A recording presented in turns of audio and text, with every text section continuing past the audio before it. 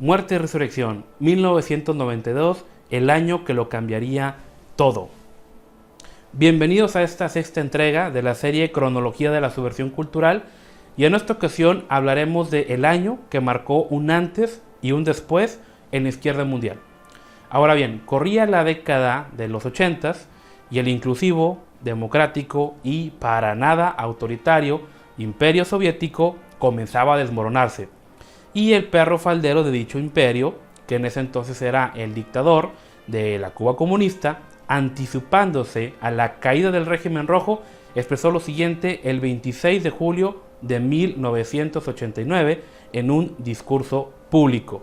Porque si mañana o cualquier día nos despertáramos con la noticia de que se ha creado una gran contienda civil de la URSS, o incluso nos despertáramos con la noticia de que la URSS se desintegró, cosa que esperamos que no ocurra jamás, aún en esas circunstancias, Cuba y la Revolución Cubana seguirán luchando y seguirán resistiendo. ¿Ok? Lo cierto es de que este individuo pues era un tirano, era un asesino sanguinario, una persona sedienta siempre de poder y gloria, una persona que pues bueno antepuso las libertades y los derechos de su pueblo por su bien personal. Pero ojo, esta persona no era para nada tonta, ¿ok? Ya que algunos meses después, el 9 de noviembre de 1989, justamente 4 después, podríamos decir que sus palabras fueron casi un discurso profético o un discurso inaugural de lo que vendría. Y ojo, ese mismo año, junto con un joven trotskista llamado Ignacio Lula Silva, y aquí abro un pequeño paréntesis, este individuo llegó a ser el líder del Partido de los Trabajadores y que llegaría a la presidencia de Brasil en el año 2002. Cierro paréntesis. Este par, obviamente para nada ejemplar, comenzaría la construcción de un sustituto del ya moribundo imperio soviético. Y así es, amigos míos, nos referimos a ese chiquero de marxistas llamado hoy en día Foro de Sao Paulo, creado justamente, y valga ya la redundancia, en la ciudad de Sao Paulo, Brasil. Y muy importante porque en este foro acudieron alrededor de 68 fuerzas políticas por parte de no más ni menos que 22 países latinoamericanos. Y desde entonces esta pandilla rojista se reuniría constantemente, y justamente 6 años después, en el año de 1996, en la ciudad de San Salvador, ya contaba con el apoyo de 52 organizaciones miembros. Y vale la pena resaltar que se encontraban estructuras criminales y terroristas, como lo son el ELN, el Ejército de Liberación Nacional, no confundir con el zapatista, y las Fuerzas Armadas Revolucionarias de Colombia, mejor conocidas como las FARC, que para la fecha llegaban a producir alrededor de 600 toneladas métricas anuales de cocaína, siendo uno de los principales productores del mundo. Ahora, esto explicaría por qué dicho foro lograba tan eficiente recaudación de fondos, ¿verdad?, para propagar su agenda política. Y vale la pena resaltar que en México 3 partidos políticos pertenecen a esta infame organización, que son, primeramente, el Partido de la Revolución Democrática, PRD, el Partido del Trabajo, y adivinen quién, Morena también. ¿Ok? Igual les voy a dejar la liga por si lo quieren corroborar. Siendo este último partido, pues el del presidente. Y no solo eso, sino que tiene amplia mayoría tanto en el Senado como en la Cámara de Diputados, así que no es de sorprender las acciones de autoritarismo y represión de su parte, ya que están aliados a la organización que busca perpetuar las ideas que llevaron a la muerte de más de 100 millones de personas y llevaron el terror a un tercio del mundo conocido. Ahora, volviendo al tema, dicho foro y sus organizaciones lacayas han venido reclutando y reciclando a toda la izquierda latinoamericana. ¿Recuerdan el tema de hegemonía? Bueno, pues aquí lo vemos en acción, para tomar las viejas ideas que llevaron al colapso a la Unión Soviética, solamente que ponerles un color distinto para darles impulso. Y ojo aquí, porque fue justamente en la década de los 90 que las banderas rojas empezaron a transformarse en banderas arcoíris, exactamente, y la revolución armada del proletariado, propuesta por Marx, poco a poco fue cediendo su paso a la revolución cultural de la que hablaba Gramsci, ya que pues por el entonces los obreros del mundo occidental vivían mucho mejor que su contraparte socialista, el acceso a la educación, la salud, la seguridad, habían llegado a niveles nunca antes vistos en la historia de la humanidad. El progreso estaba a todo lo que daba y todo esto parecía avanzar de manera imparable. Lo que antes era inconcebible, hoy en día los obreros podían acceder a servicios y a cada vez mejores condiciones de vida que nunca antes se pudo haber visto. Además, el típico discurso pues de la lucha de clases, la plusvalía, los burgueses ya no eran atractivos. ¿Por qué? Pues simplemente ya la lucha de clases había pasado a segundo término. La burguesía ya no existía como tal y todo este discurso ya no era atractivo. Es por eso que la izquierda necesitaba nuevos clientes y tontos útiles a los cuales manipular, ya que los obreros, pues ahora sí que lejos de pensar en una revolución, solamente pensaban en a dónde ir de vacaciones, qué nuevo modelo de automóvil comprar o qué electrodoméstico adquirir. La opresión y la explotación desmesurada que había profetizado Marx nunca llegó y por lo tanto era necesario reinventarse, ya que podemos recordar que hasta ese entonces los obreros pues no contaban con ningún beneficio y a partir del siglo XX fue donde esto fue revolucionando. Y fue justamente en este año del 92 que marcaría un antes y después, un punto de inflexión en nuestro mundo moderno. Ahora vamos a ver los siguientes datos. Primeramente, patrocinados por ni más ni menos que 458 ONGs creadas de manera express, casi que de la noche a la mañana, fueron creadas con un único propósito de propagar la leyenda negra de la conquista española. Y como resultado de esto, el 12 de octubre de 1992 se llevó a cabo la Gran Marcha Indigenista, aprovechando la fecha y conmemorándolo bajo el lema de 500 años de sometimiento. Y ojo aquí, porque fue justamente en esta manifestación, en esta fecha, que un joven dirigente conocido como Evo Morales, quien sería presidente en el 2005, y pues bueno, ya todos conocemos su historia, su pueblo lo sacó a patadas pues el año pasado. Asimismo, en la entonces Argentina Democrática se llevaría a cabo la primera marcha del orgullo gay, alentada por el cada vez más influyente feminismo radical. Es aquí donde se empezarían a cocinar todo ese tipo de ideologías, ¿ok?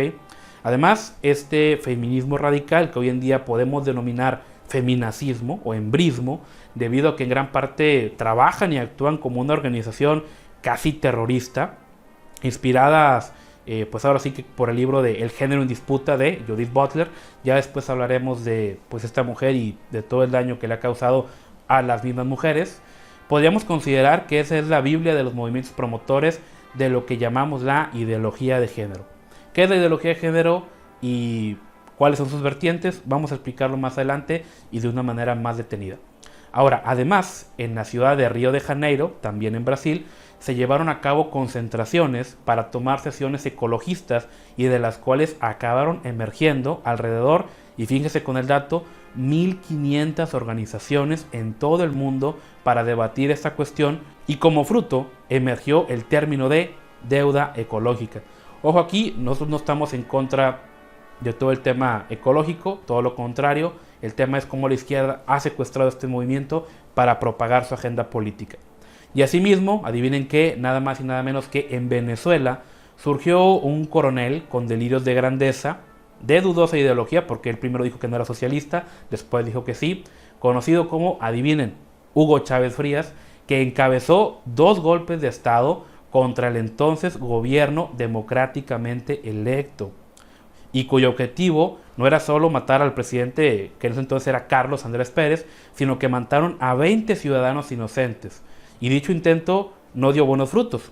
Y dicho hombre terminó en la cárcel por 2 años, ¿sí? Solamente por 2 años. Pero esto solo sirvió para darle fama y publicidad al puro estilo de Hitler.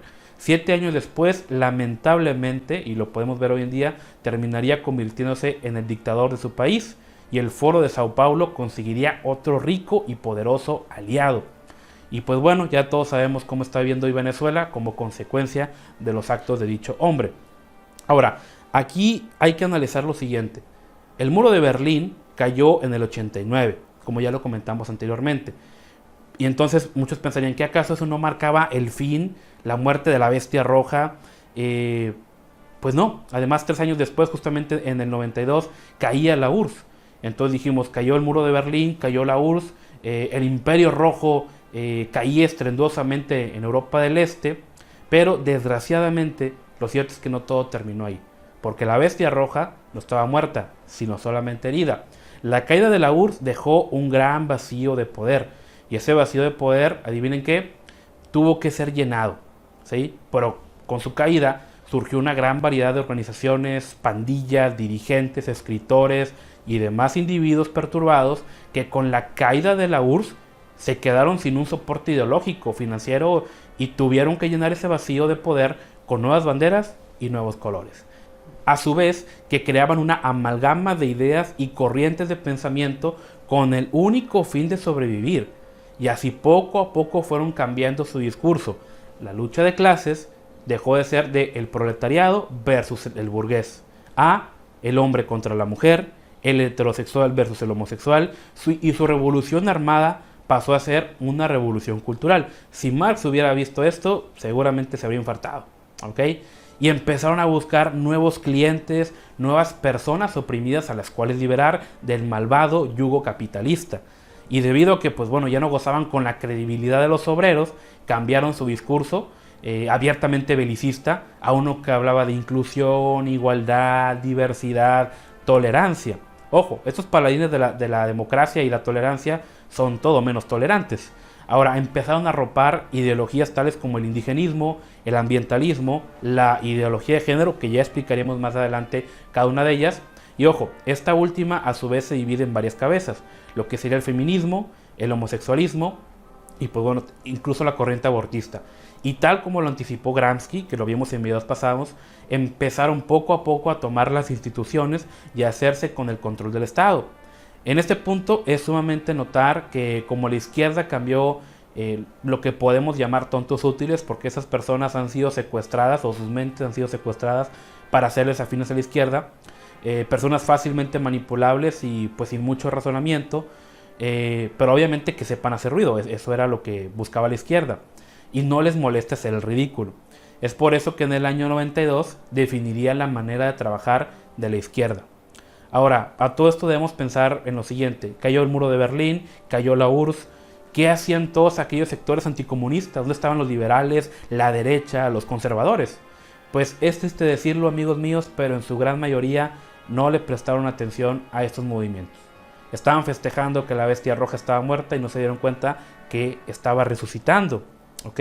Y mientras todos estaban festejando la caída del comunismo y pues creían que ya el mundo iba a llegar a una nueva era de paz y prosperidad, compartiendo el sentimiento del escritor que se llamó Francis Fukuyama. Entonces en su libro plasmaba lo siguiente, se titula El fin de la historia y el último hombre, en el cual creía en el triunfo definitivo de la democracia capitalista y lo marcaba como algo inalterable e inamovible.